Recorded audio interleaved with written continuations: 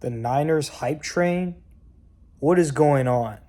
So the Niners are going to be a Super Bowl contender, and what? Because they have an easy schedule. They do have an easy schedule, but I'm not really worried about them. Obviously, they lost Funga, Dre Greenlaw, their offensive line. Trent Williams is older. I love Trent Williams. That's a dog. That's my dog right there. But still one of the best left tackles in the league. He's just not the same. And also, that O-line is not very good. So Purdy's going to have to scramble, be dynamic, and make plays, off-platform plays. But he's not known to be dynamic. He's not athletically gifted. He's really smart up here. He can sling the rock. He does have a good arm. He's a decent arm. Decent, good, whatever. CMC, he needs to be healthy. If Christian McCaffrey is not healthy, that Niners team is not going anywhere. I still love George Kittle. Ayuk is going to come back from his ACL. You still have Juwan Jennings. You know, the team is good. I just don't think they'll make the playoffs. Okay, let's just say they do make the playoffs. They win the division. They win most of their games, right? Like, are they battle-tested? Are they going to be ready to face the elite teams? Washington, Philly, Detroit. Are they? I don't think so. I really don't. I don't know where this hype is coming from San Francisco. Jason McIntyre keeps saying, "Oh, San Francisco, look at how easy their schedule is." Well, we know on paper it's easy. Some of the teams, but what if some teams surprise us? What if the Seahawks are better than the Niners? What about the Rams? Those are two division rivals. What if they sweep them? The Cardinals are still a tough out because that's still a divisional team. And Jonathan Gannon needs to turn that team around in his third year. I'd say the Cardinals are still considered a toughish out because it's a division rival. That's not a cakewalk. They still play the Titans. The Bears could be better. The Falcons and the Bucks, you know, I think those teams could surprise the Niners. I mean, it's not guaranteed. The NFL is not guaranteed, as we all know. And the strength of schedule, I just think it's overrated because every year it changes. It changes. On paper before the start of the season, someone could have the hardest schedule, but end up being the easiest because all the other teams suck. There are injuries. Players don't perform as well the next year. Oh my God. It's just, I am not on the Niners bandwagon. I will never get on the train. They have to prove me wrong because I am a Washington fan and I have big hopes for Washington moving forward, making it to the Super Bowl and winning the Super Bowl. You know, okay, let's go back to the Niners. I know I got off topic a bit. Kyle Shanahan, Robert Saleh, they're both great coaches. Robert Saleh is an elite defensive coordinator. Kyle Shanahan is a top 3 head coach, in my opinion. That will stay the same. But obviously the defense, they drafted a lot of rookies. We'll see, does Mikael Williams step up and become a great defensive player for the Niners? I mean, they also, I forgot to mention, they have Fred Warner. Fred Warner is great. Fred Warner is going to be the anchor of that defense. Nick Bosa too. But they're also everyone's a year older. I don't like their secondary. I don't think their secondary is very good. I don't know. It's just, I don't like the Niners moving forward. I would argue the Seahawks. I think the Seahawks have a better secondary. Running backs, no. Wide receivers, the Seahawks have better wide receivers. I would say overall depth and talent for the Seahawks O-line is better than the Niners. The Niners still have Trent Williams, so that makes up for it. Defensive lines, besides Nick Bosa, I mean, the Seahawks still have, oh my God, I'm kind of blanking. Byron Murphy, I think. Byron Murphy's tough. They also have another edge guy. Linebackers, I'll give the edge to the Niners. So I can see the Seahawks edging out the Niners for the wild card spot, or at least second in division. I have the Niners finishing third in their division. You know, I just, stop, hold on. Jason McIntyre, what are you doing? What are you smoking? Because how do you have the Chiefs like not making the playoffs. That makes no sense. Is Patrick Mahomes hurt? Is Andy Reid still the coach? Is Spags still the defensive coordinator? They still have good pieces. Karlaftis, Nick Bolton, Trent McDuffie on the defensive side of the ball. They still have Trey Smith, Creed Humphrey. Travis Kelce, I know he took a step back last year. He's getting older, but he got embarrassed at the Super Bowl. You don't think he's going to be revved up, ready to go? And you talk about his engagement to Taylor Swift. Congratulations, by the way. You don't think that's going to motivate him more?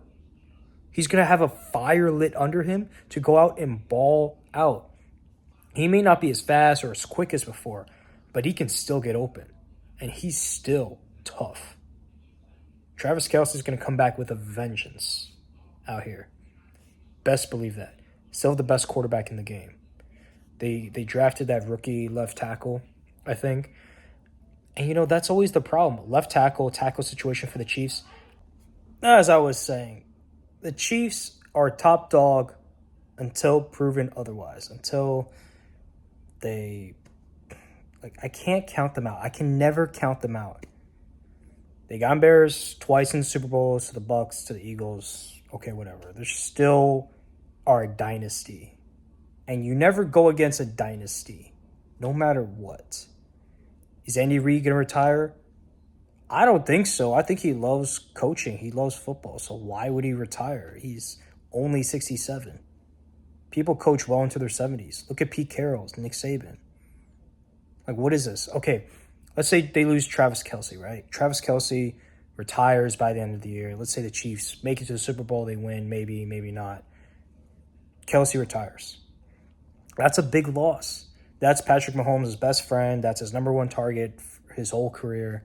This could be a big loss. They still have great weapons. They still have Xavier Worthy. I think Hollywood Brown comes back healthy. I think the Chiefs will do a great job of finding a tight end in the draft to replace Kelce. I mean, the Chiefs reload all the time. So I'm not worried about them at all. They've had 3 playoff losses. Four. I think 4. I think Mahomes has had 4 playoff losses. The Pats in the AFC Championship game, the Bengals in the AFC Championship game, the Bucs in the Super Bowl, and then the Eagles in the Super Bowl. So yeah, that's 4 playoff losses. Mahomes has an elite playoff record. And J-Mac, you want to talk about, wins. Wins matter. Wins is the only thing that matters. All Patrick Mahomes does is win. He wins a lot. And you want to give all this credit to Jalen Hurts about how Jalen Hurts just won the Super Bowl, how Jalen Hurts just won Super Bowl MVP. Here's my thing with that. Jalen Hurts is like the glue guy, like Draymond Green. He holds that team together, right? He holds them together just like Draymond Green holds them. Jalen Hurts is tough. He's physical. He sets the tone. He's the catalyst.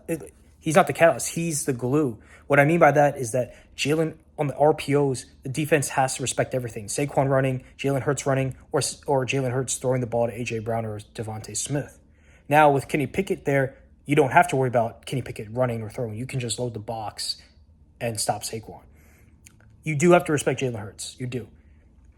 But Jalen Hurts is not the number one option.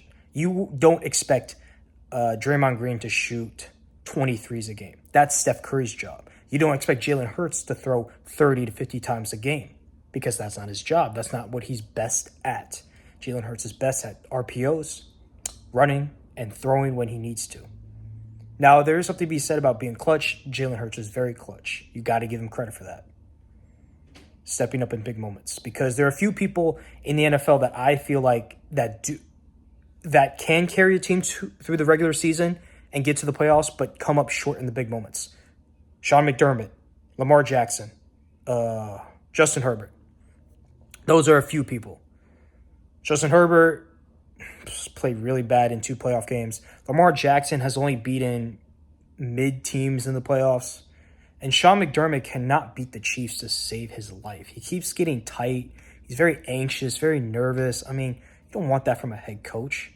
The reason why I say Sean McDermott is because in the 2021 playoffs, when Buffalo was up 3 points with 13 seconds left, he could not stop them. The Chiefs took 2 plays and got him within field goal range. How can you not stop them?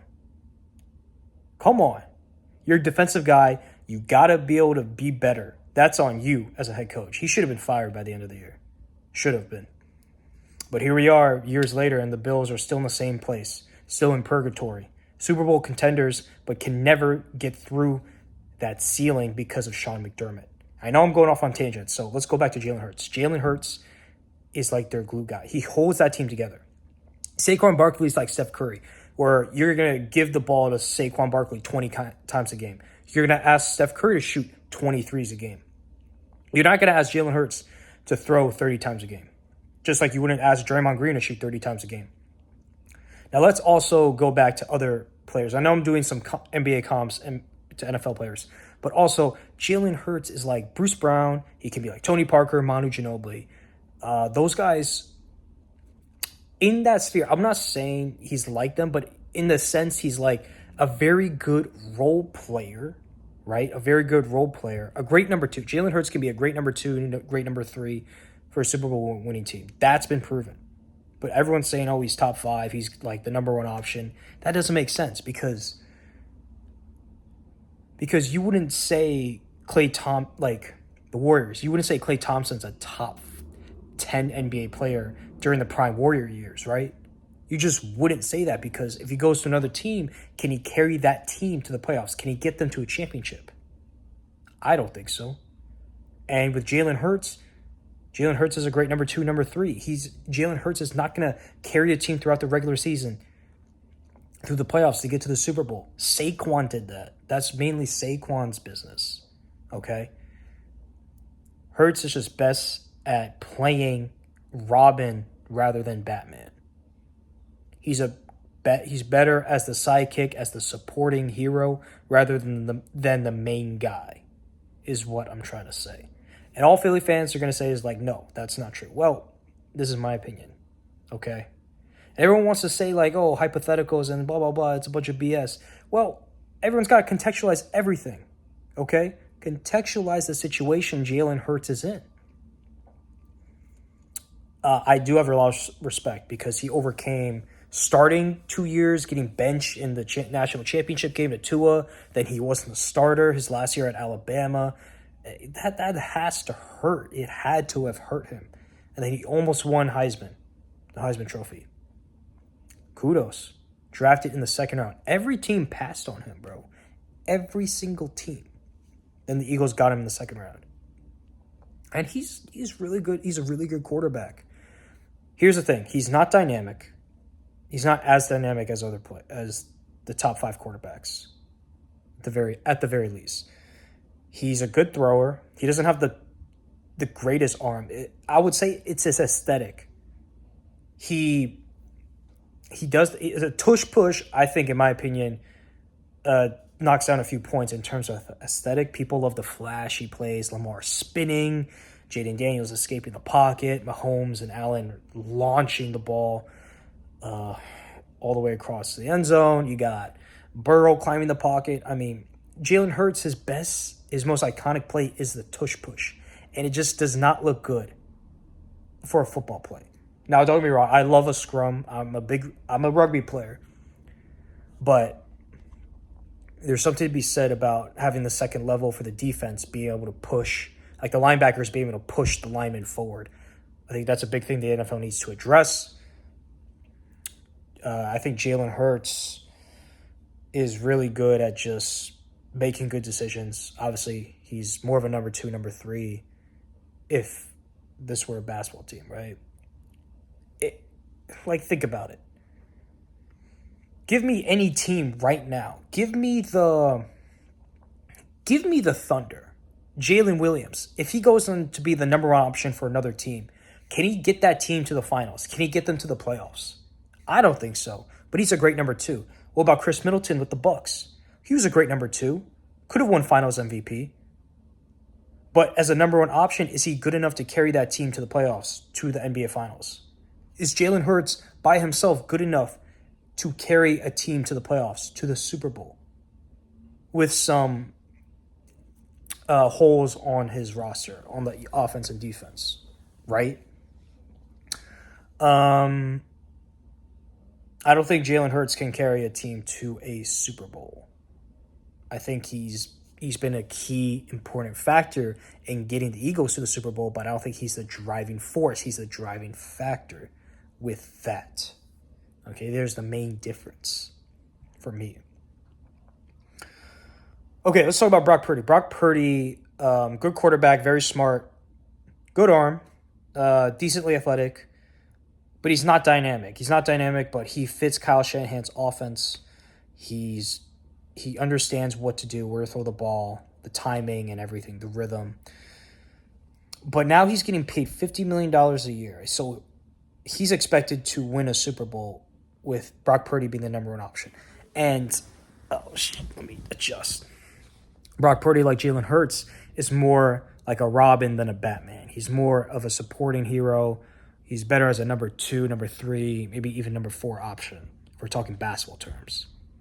Okay. Oh, this is what I wanted to bring up. Kevin Durant won 2 rings, 2 Finals MVPs with the Warriors, but people discredit him. Why?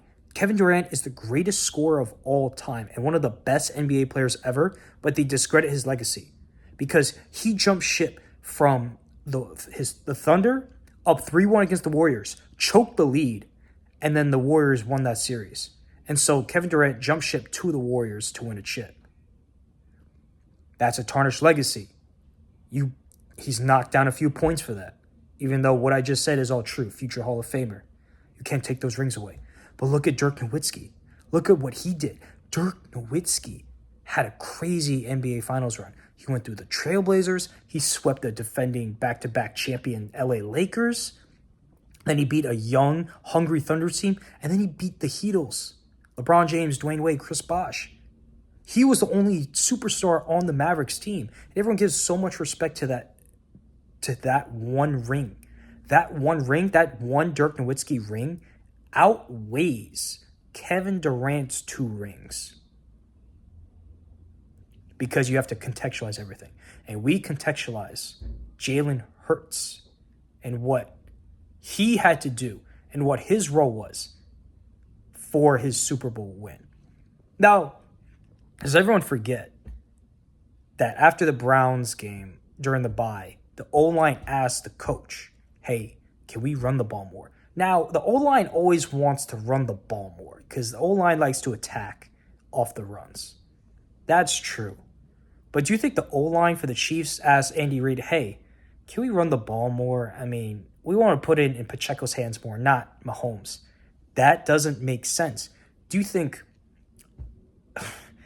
Steve Kerr says, let me give Draymond just as many touches, if not more, than Steph Curry. Let's get Draymond Green more shots than Steph Curry. That doesn't make sense. What makes sense is putting the ball in your best player's hands, and that's Saquon Barkley. Now, if Saquon were on the Chiefs, the Bengals, the Bills, I would say absolutely they'd probably want to establish the run and get him the ball more. But I think it'd be more 50-50 instead of like 60-40 or 70-30. So, in that case, the Eagles run more than they pass. If Saquon were on like the Bills, the Bengals, the Chiefs, the Commanders, I believe it'd be more 50-50, the split. So that bears in mind, if you're such an elite player, why would the O-line ask to run the ball more and take it out of Hurts' hands? Okay? The Eagles are more successful when Hurts throws less. Why is that? It's obvious. It's because Hurts isn't great as the number 1 option. Can he win a Super Bowl? Of course. You just proved that. And it's not disrespectful to say Hurts is a very good quarterback. People are saying like, oh, he should be top 5. Well, okay, let's talk about top 5. You have Joe Burrow ahead of him. Jalen Hurts has the ring and the Super Bowl MVP. Burrow doesn't have any accolades. No MVPs, no Super Bowls, no Super Bowl MVPs. Joe Burrow doesn't. But yet you put Joe Burrow ahead of Jalen Hurts. Why? Ask why. Why do you do that? Because of the eye test. Because of the talent. Because of how Joe Burrow carried that Bengals team with a bad O-line to the Super Bowl. People forget Joe Burrow is the better quarterback. There's more to it. And look at Jalen Hurts' stats. 23 touchdowns, 15 picks on his down year. That's really bad. 15 picks. He doesn't throw. Everyone's saying, oh, yards don't matter. Yards don't matter. It does. It's a benchmark for a quarterback to be considered like elite. You need the stats. You need the accolades. You need everything. You need the wins to be considered a Hall of Famer. Now, Josh Allen said he'd give everything up to win a Super Bowl. I believe that. But at the same time, he's proven he can carry a team. I believe the Bills are a Super Bowl team. It's just McDermott holding them back. McDermott needs to go, but instead the Bills make it to like the second divisional round, the AFC Championship game, and it's just hard to find a really good coaching candidate by that point. So it's like we might as well stay with McDermott. If I were the Bills and I owned the team, I would have a meeting with McDermott and Brandon Beane and say, hey, it's Super Bowl or bust. Leak it to the press and say, and let the press like Colin Cowherd, Diana Rossini say, what does that mean, Super Bowl or bust? That means if the Bills don't win the Super Bowl, we're going to look for a new head coaching candidate. Who would I look for?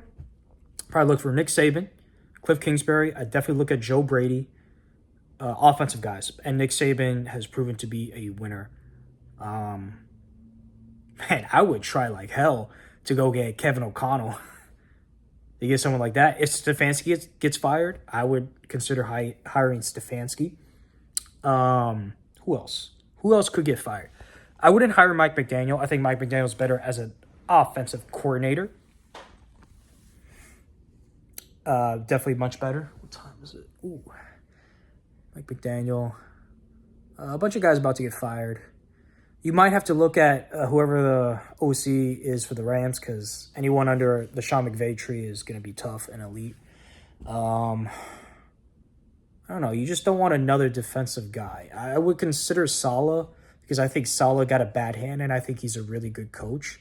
But you just don't want another defensive coach. You want a head coach who's going to prioritize Josh Allen, who's going to prioritize the O-line, who doesn't get tight, get nervous, and who gets outcoached by Andy Reid all the time. Listen, Andy Reid is elite. Sean McDermott has proven to be good, very good. It's just like, you need an elite coach.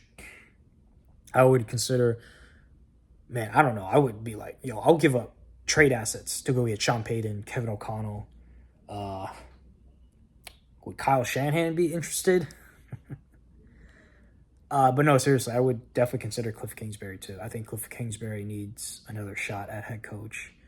I think he wants it. As a Commanders fan, I don't want to see that. I want Cliff Kingsbury to stay with Washington for as long as possible.